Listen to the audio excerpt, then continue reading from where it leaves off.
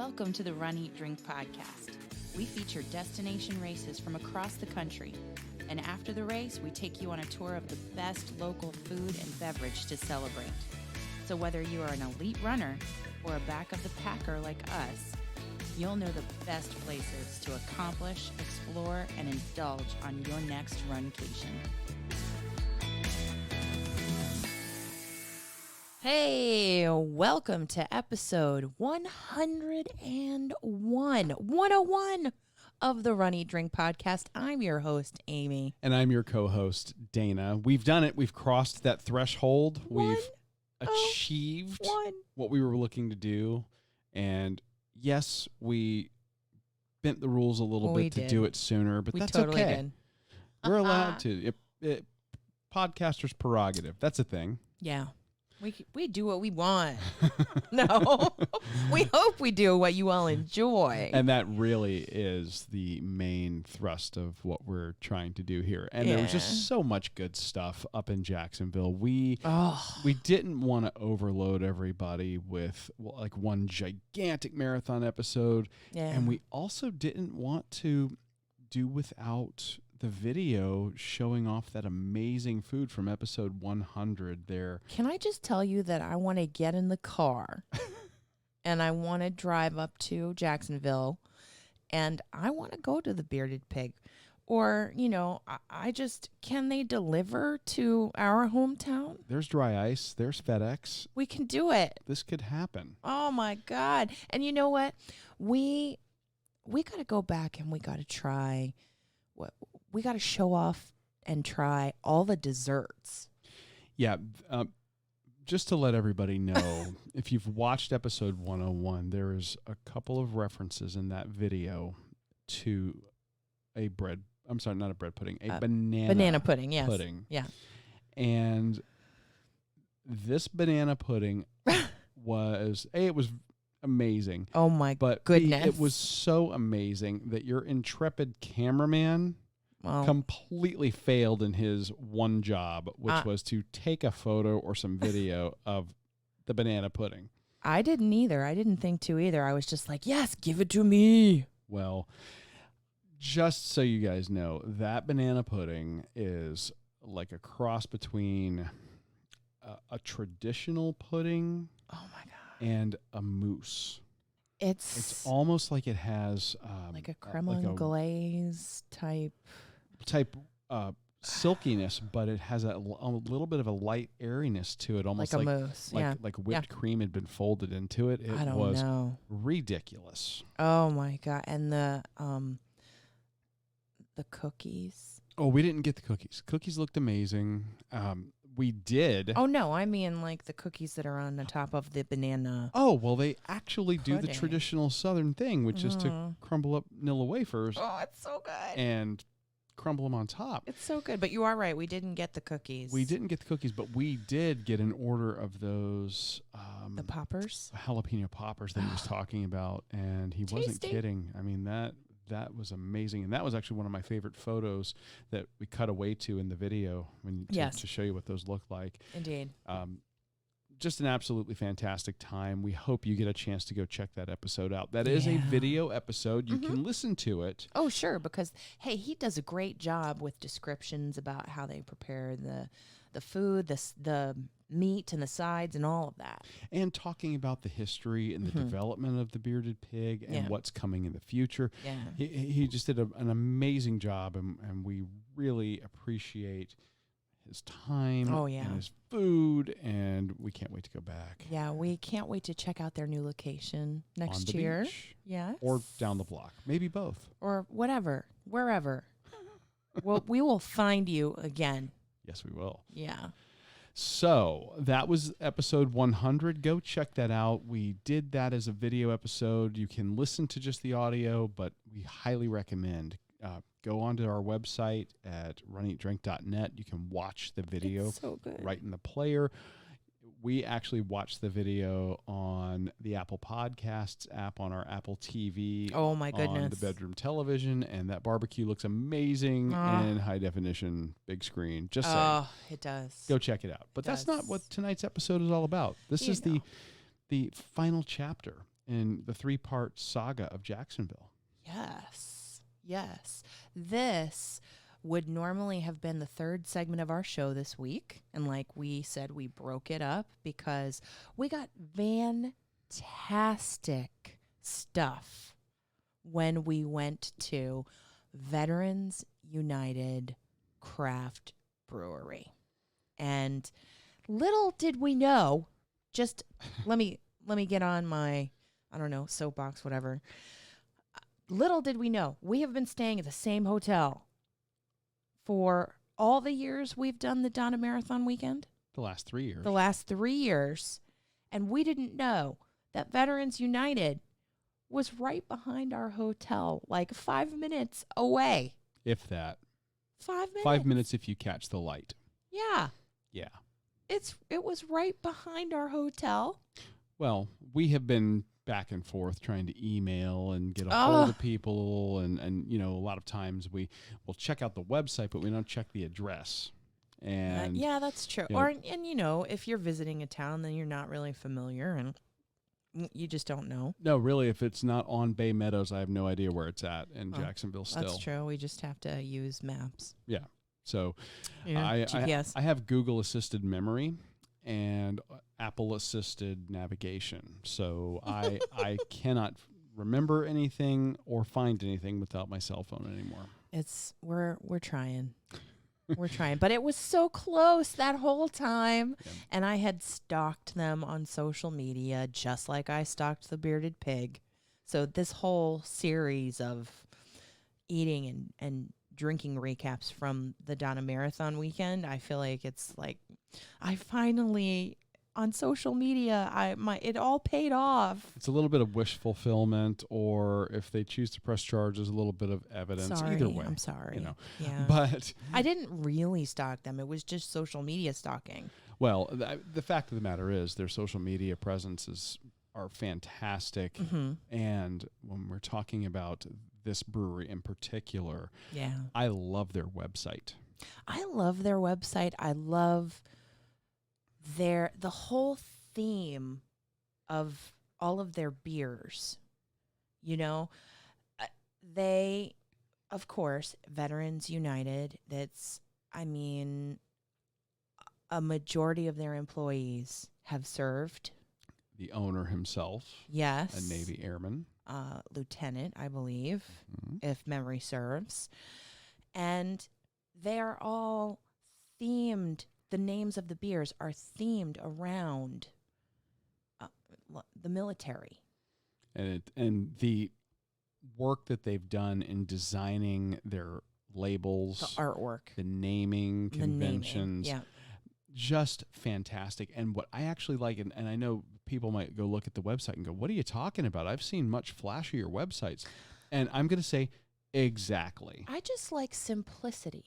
This has a clean look. You know what you're looking at. You don't have crazy pop-ups, and you can get the info that you're looking for on their beers front and center, which I love. Yeah.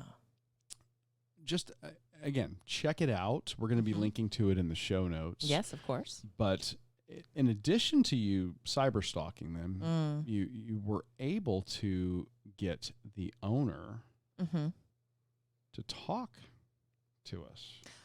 Well, Ron Gamble, thank you for your service. Thank you for your time.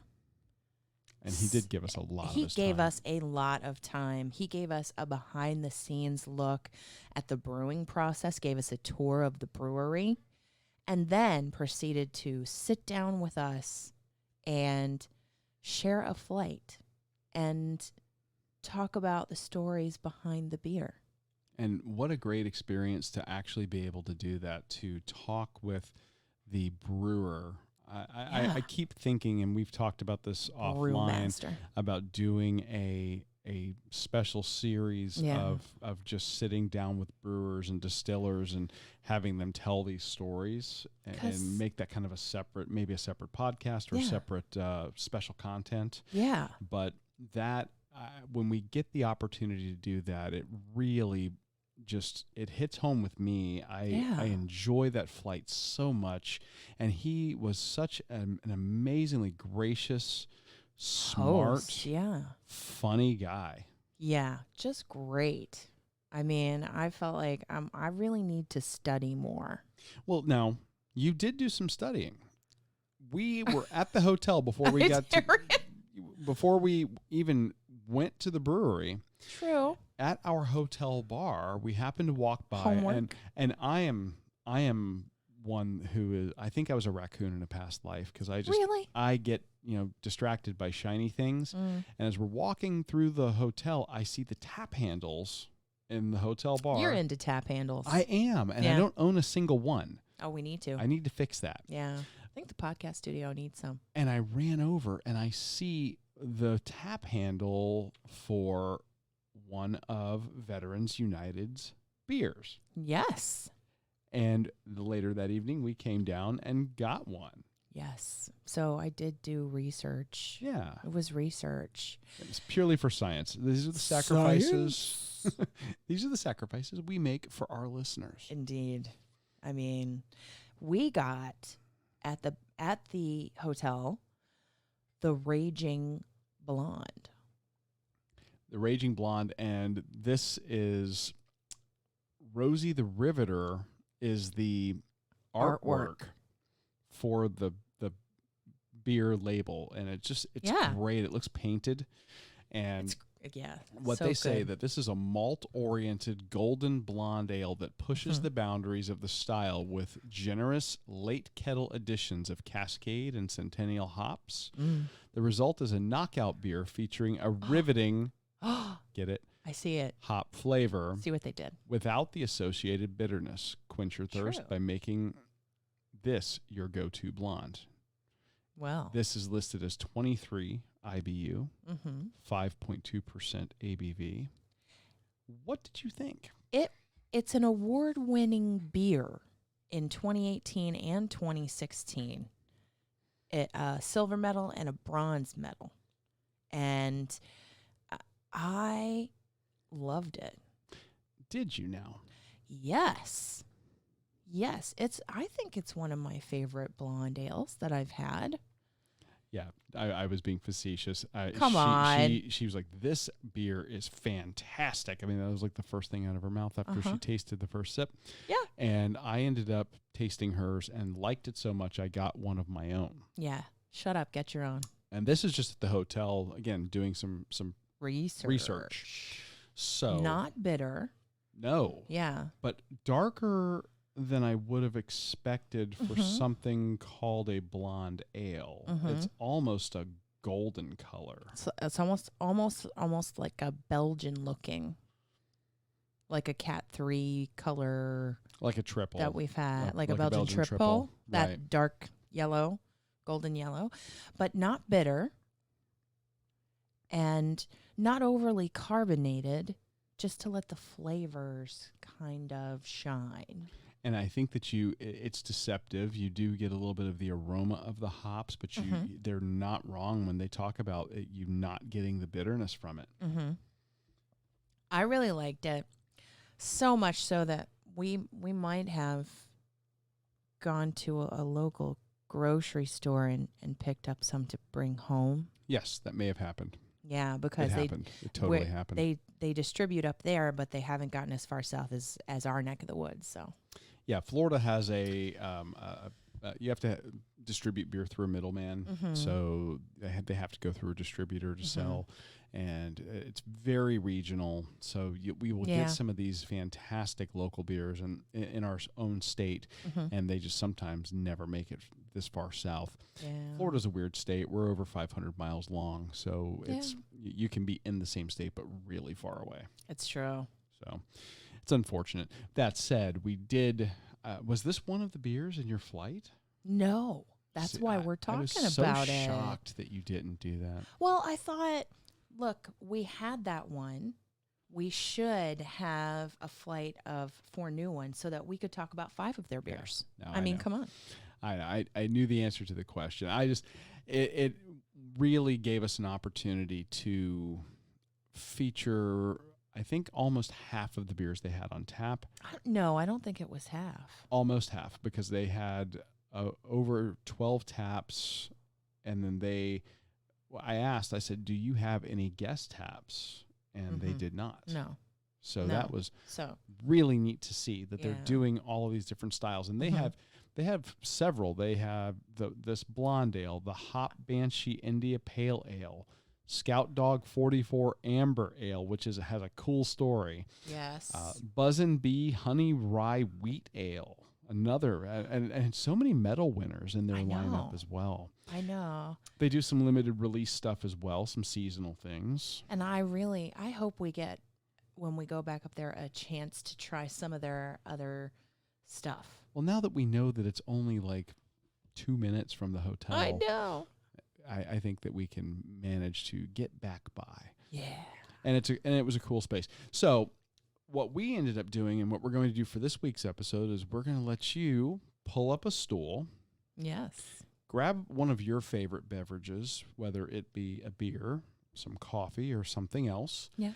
And join us in the conversation with owner and brewer Ron Gamble, as he walks us through several of the featured beers at Veterans United Brewing. Now, just to give you guys a heads up, we did record this with a stereo microphone, and this gives you kind of the audio space like you're there, especially if you're wearing headphones. Yeah. There is a lot of background noise because you can hear what's going on in the background, and at this particular time, there was a musical act setting up because they have a local band play. Very popular. And so you'll hear some of that movement and everything. But, like I said, grab that drink, listen. This guy's fantastic. Yeah. And this is a brewery that you are going to want to know about the next time you are down in the Jacksonville area, especially if Donna is on your race list. Yes, absolutely. So without further ado, here is our interview. We have this wonderful flight here. So you want to walk us through it and tell us about your inspiration? So the first one we're going to try out today is our Fish Camp Pilsner. It's a traditional German-style Pils. With the water here in North Florida, it tends to be a little bit harder and higher in sulfate, so it allows the hops to get accentuated more than, say, a Bohemian-style Pilsner. And it's very simple recipe. It uses all German malt and German hops, Hallertau Mittelfruit, and German Magnum. So we use the Pilsner and Carapils. But it's you should get some nice kind of bready notes in there, which is very clean, but it's not sweet or anything. It's and it's not too much on the bitter side. I've had some German Pilsners in Germany that were pretty bitter. But this one, again, we tweaked it so it's on the lower end of the bitterness scale. 34 IBUs, 4.8%. This is giving, like you think it's going to be bitter, and then it just kind of goes, never mind. It just gives that hint initially. But the breadiness is really apparent. And we find folks who are more into drinking the large domestics, this is a nice kind of segue beer for them. But it's a great beer for hot weather here in Florida. Yeah. Easy drinking. I drink a lot of this on my Friday nights when I'm hanging around the tap room. Like I said, it's only 4.8%, so. Yeah. Sessionable. Very sessionable, yes? Pretty much, yes. Yeah. Yay. Anything under 5 is pretty sessionable, I think. So. And then the second one we have is... this is our Scout Dog 44. We call it a German-style amber. Also, by style, it's known as an Alt beer. So Alt is the old style of brewing in Germany, and it originated in the Dusseldorf area of Germany. And I worked for a guy that did a lot of German beers at my first brew pub. And he brewed an Alt, a Vienna Lager, and again, that's where I just love some of the flavors. It allows the malt to show through. So this is an ale, but it is fermented at fairly low temperatures and lagered And so it gives it a cleaner flavor than if you had fermented it at, say, 70 degrees or 68. So it's very clean. You get some nice light chocolate notes in there. Those are the caramel. Yeah. Yep. Caramel. Yep. For sure. Yeah. Yes. And it's got the German. I love German Magnum hop for bittering because they tend to be very clean bittering hop. So a lot of our beers, you'll notice we have German Magnums in there. So. And the name, Scout Dog 44. So that's named after the 44th Infantry Platoon, which was a Scout Dog platoon in Vietnam. And I got to meet one of the handlers since starting the brewery, John Burnham, who became a good friend of mine. And he was known because he led an initiative to get a national monument dedicated to all military dog handlers and dogs. So dog teams, I guess. And that's out in Lackland Air Force Base in Texas. So he was there for the groundbreaking ceremony, and he wrote a book. We actually have it here if you want to buy it. It's and the proceeds go back to John. And it talks about his story on how he actually got to be a handler. So unfortunately, he was an infantry platoon, stepped off a helicopter, and then stepped right into punji sticks, if you know what those are. And so he had to go off to the hospital and waiting to get healed. He was waiting to go back in the country again. And so they originally signed him into a guard dog platoon, guarding, weapons and he said they were extremely vicious and not friendly dogs. He liked handling the dogs, but not necessarily those type of dogs. And then he got assigned to a scout dog platoon, and one of his dogs was Clipper. And unfortunately, the sad story, if you didn't know this, when Vietnam, when we left Vietnam, as you know, we had to leave in a hurry with the U.S. Well, a lot of the dogs were left behind, and the military has since changed. So now the dogs are treated like our soldiers. They're brought back. Yeah. Back then they left them over there. So a lot of dogs, unfortunately, were killed. So. That's a shame. But it's good to see that mentality has changed. And that honoring them has come out of it has, and his since, experience. And my wife is very much, like, as I said, in the social media, and she has formed a network of all these dog handlers, and there's so many events that happen that it's people who handle dogs, and we've had some dog handlers here where you see some of the pictures. So the picture on the left with the guy standing looks like around rocks, that's John Burnham when he was a young, probably 19-year-old. The middle picture is a fellow that used to be based out of Georgia here, who my wife, I've met personally, and he is now, I think, in Colorado. He's an Air Force dog handler. And then I'm not sure who the one on the right is. So, and then the fellow with the dog up top, he's the only fellow to earn, and be awarded the Congressional Medal of Honor as a dog handler. So. Oh wow! Oh. And he was in the 44th Infantry Platoon. John and he didn't meet each other, but John left country before he was in there. But so. Wow. And we've had folks who are working on a monument to him up in Pennsylvania who came by and picked up like 4 cases of this beer for the groundbreaking ceremonies of Staff Sergeant Hartsock. So, yep. That is great. So much history and connection with that one. No, let's back up for a second. Sure. Yeah. Fish Camp. Yep. Where'd you come up with that name? Yeah.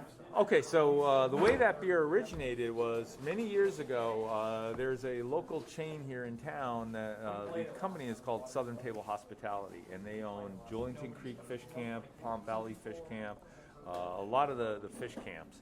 And they wanted us to brew a Pilsner, and at the time we talked about it, and just for timing reasons, they wanted to build another restaurant. We got sidetracked. And so nothing ever happened. But they really liked us, and they were carrying our beers. And then they approached us again. It just happened we had some extra time and capacity, and we said, let's do it. So we brewed it, and what better, there are a bunch of fish camps, so we called it the Fish Camp Pils. And Florida, as you know, is big bass country. Ocala Palatka is the bass capital of Florida. So right along the St. John. So we use the bass and fishermen in a kayak, and so hence the name Fish Camp Hills. Yeah. And then we have the Flying Squirrel Nut Brown Ale, which you said is a favorite of yours? Yes, it is. So is that what you're drinking? This is Scout Dog, one of my two favorites, Scout Dog and the Flying Squirrel. Okay. So the Flying Squirrel, so this is patterned after an English-style brown ale, Northern English brown, which Northern English tends to be a little bit drier. There's a Southern English style, which tends to be sweeter. So if you're familiar with Bold City Dukes, that's probably more along the lines of a sweeter brown. So this is a drier brown, more crisp, and it's just a great beer. We use East Kent Goldings hops in there, and a tweak over the years was I added Columbus. Because one of the brew pubs I worked at, I didn't have access to the hop that I would normally use for bittering, and we had a ton of Columbus. The brewer before me had overbought it, so I added it, and this was what won the bronze medal at the Great International Beer Fest. I think it was 2008, I think it was, or 2009. I can't remember. Nice. Congratulations. Yeah. Very nice. It's very light. A lot of times you start to get into the darker beers. Yeah. You start expecting the body the mouthfeel to be a little heavier. This is like a light to medium for me. One beer you should try, you're having the Paratrooper Porter, but our Cup of Joe, folks are amazed because that's a lighter stout. I like to term it a Florida stout because it's not heavy. Florida days, 2/3 of our days are hot. Yeah. So you may love a stout, but you want something that's going to bring you down a little bit in terms of weight. No So kidding. it's light to medium bodied stout. Yeah. And the oats help to balance out, give a little bit more richness to it, considering it's so lighter on the body. And that's the Cup of Joe. That's a Cup of Joe. Yep. Well, Last but not least in our flight here. the Paratrooper Porter. Yep. So I love porters. It's one of those styles that almost every craft brewery you go to always has a stout. And but then on kind of the cousin of the stout is the porter, and you find less of them. I think it's just a really fantastic style. Not as much roastiness as a stout would have, but it has nice chocolate and caramel notes to it. Oh yeah. So, Chocolate. Yeah. Yep. Yeah. but again, not as much of that burnt roastiness flavor that some stouts have. Right, and there's not a lot of bitterness to this. No. But if you look at the IBUs, Yeah. which are 38, I mean, that's still not too high. Yeah. But if you start getting like imperial, like we're talking stouts now, imperial stouts, the IBUs will be high, but it's to balance out that sweetness. Right. And that's what we tell folks. Yeah. In dark beers, sometimes they use sweeter malts, and you have to have that higher IBU just to balance it out and make it drinkable. So And the higher IBU shouldn't scare people off correct into yeah. thinking that it's going to be really bitter. That's right. Yep. Okay. Yep. So, Yeah. and the one thing I think you're seeing across the board here consistently is drinkability. Yeah. So, I want to brew beers and produce beers that are highly drinkable. That we've all had the beers where I call them the one and dones. Especially IPAs are like that. You have one and they're so bitter, and it doesn't take a lot of talent to make an IPA bitter. You just throw a ton of hops in, but it's the balance. The whole world is about balance, and craft beer is about good craft beer. Great craft beer is about balance. Yeah. And another mantra of mine is I say good craft beer is made in the brew house. Great craft beer is made in the cellar, because it's not necessarily the brew day that makes the craft beer. It's how you treat it throughout the cellaring and packaging process.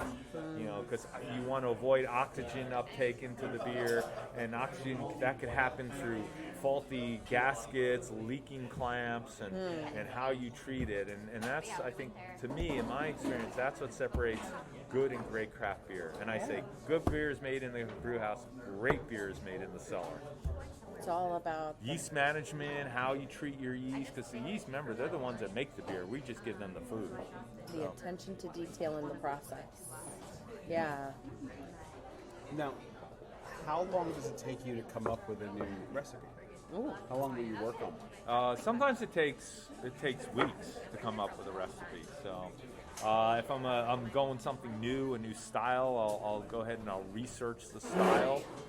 And I like to tend to brew more of the classic styles, kind of adhering to kind of what it should be, and then I'll tweak it towards the end. But so I may read up on books on a certain style, whether it be like sours or porters. Like sours, I don't have a lot of experience with. So when we've done sours in the past, I had to read up on them and kind of refresh my memory and stuff like that. So.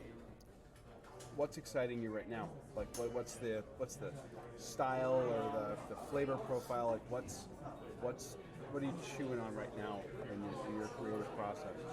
Or what's coming up? Yeah, I mean, on the creative, that's it's kind of a hard question because. One, I'm thinking right now, what do we want to do for our, quote, spring seasonal? Yeah. A lot of the distributors, the whole term of seasonality has almost gone out the window. Now it's about just limited release. Just send us something new. That's that new thing I was talking about earlier. But historically, we've always brewed Belgians in our spring. We've done our Cosmic Cat, which is our Golden Strong Ale, and then we did a Saison following it, because we try to reuse some of the yeast so we can get multiple batches out of it, because then we end up dumping the yeast because we don't use it anymore. But right now I'm just trying to figure out what we should brew next. Last year we did a New England style IPA, but I did with a French brewery. So we did a collaboration with a brewery in Pas-de-Calais, France, to celebrate the 75th anniversary of the D-Day landings in Normandy. So it was called D-Day IPA. We used French malt and American hops, and he brewed it over in his little farmhouse brewery over there. And we launched it, and it was a big success for us. So, That's fantastic. Yeah. Took a little bit of liberties on the recipe, and that, he didn't want to do sort of I don't know if he knew what a New England style was, but we know what sells here. That's the biggest style. So we tweaked it so it was really hazy and juicy, and we like to joke it. We just didn't do American and French. Every nationality that was in the D-Day area at the time, we had German hops in there, we had French malt, we had American hops, and we used English yeast. So it was really a multinational initiative. So, but we celebrated the Franco-American Franco-American relationship of unity and friendship. That's fantastic. And was that sold both here and there? It was, yep. I mean, our beers were served in America, and he sold his beers in bottle over there. So, that took months. So back and forth, going back with recipe ideas and balance and how we were to do that. So you may do something like that this coming. Well, yeah, we're talking with the same brewery again, whether we want to do something different. We're playing with a bunch of ideas right now. So, but we're definitely redoing the D-Day IPA, because we'll do that around May and June. That's the anniversary of the D-Day landings. It's June 6th. So. But before then, we're playing around with some different ideas. So we do a sour here and there, maybe trying to do some unique sours. But sometimes we just want to do something that's, fun. You can't find a lot of Scotch ales. So we did let's see, I'm trying to think, we did a German a Munich Dunkel last year.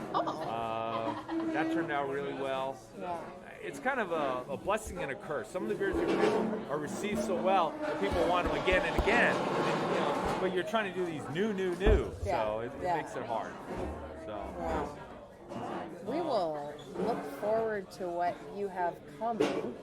and we will definitely keep an eye on it from South Florida.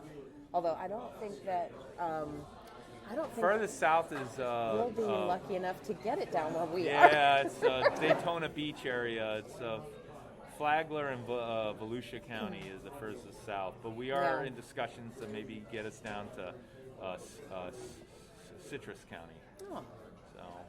Well, I think we're up here every year. We're up here every year for the Donna Marathon Weekend. Okay. That's why we're here, and we know that the Gate River Run, our fellow running friends in the Run Eat Drink podcast, what we call the Runcation Nation. Okay.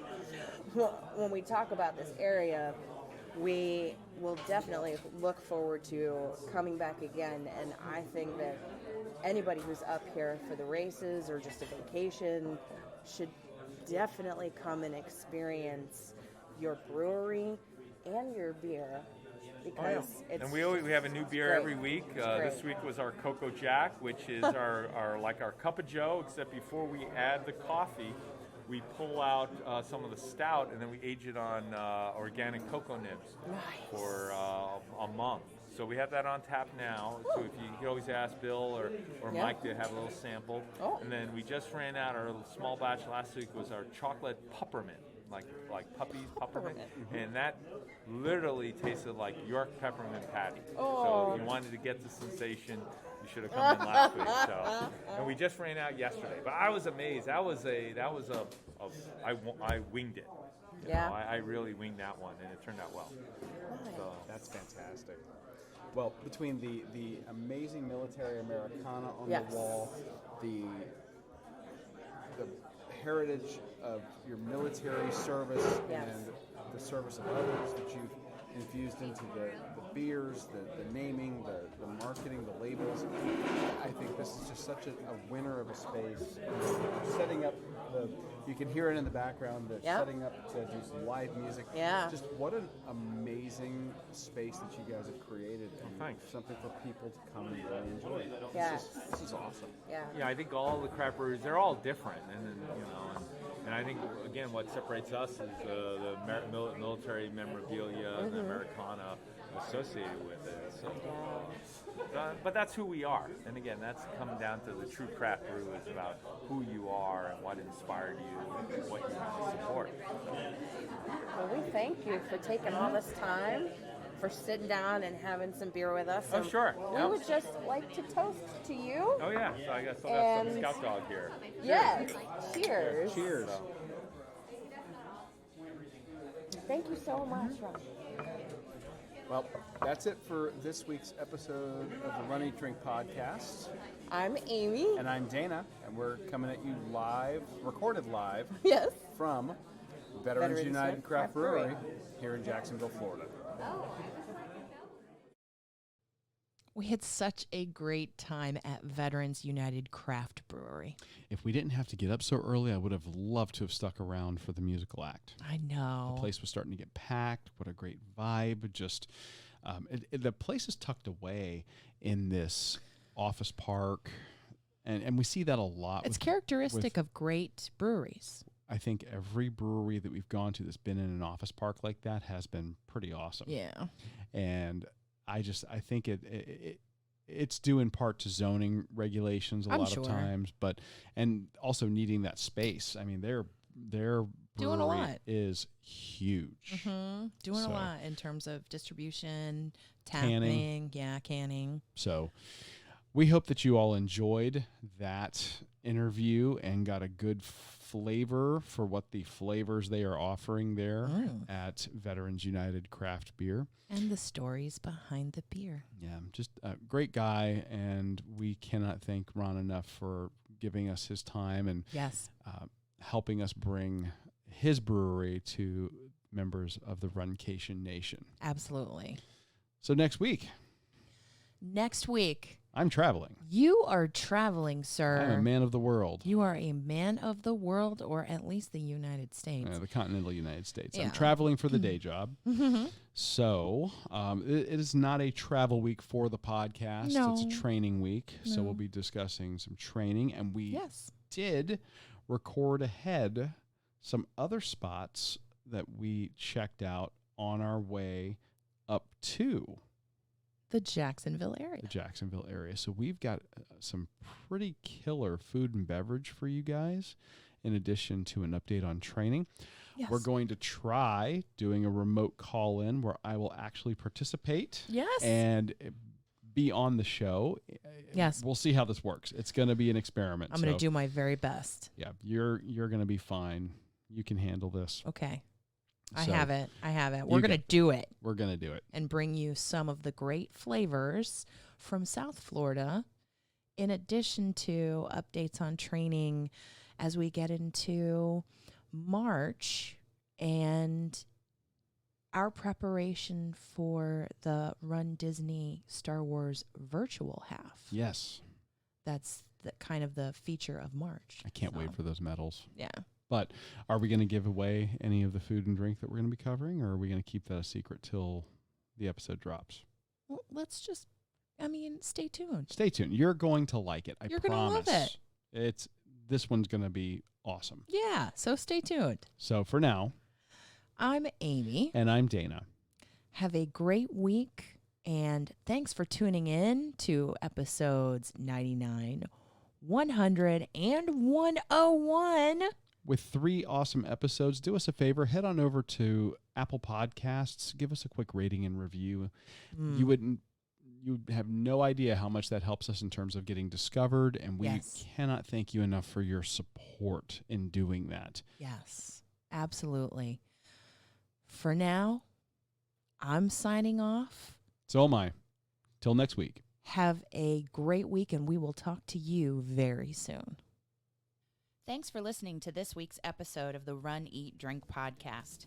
We're having a great 3rd year because of your support. Don't forget to follow us on Facebook and Instagram at Run, Eat, Drink Podcast. And on Twitter, we're at Run, Eat, Drink Pod. You can also give us a call at 941-677-2733 or shoot us an email at info@runeatdrink.net. Visit our website at runeatdrink.net and click on the subscribe link so you don't miss a minute. Accomplish, explore, and indulge right along with us. We'll talk to you next time.